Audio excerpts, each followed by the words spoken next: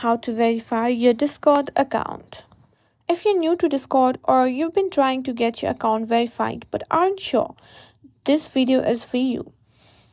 The first thing you need to do is open the Discord app or head to the Discord website. Once you're there, go ahead and log into your account using your username and password.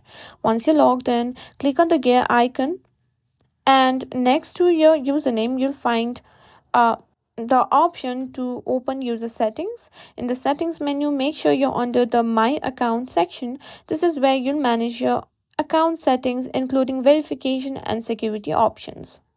Discord allows you to verify your account by linking your phone number.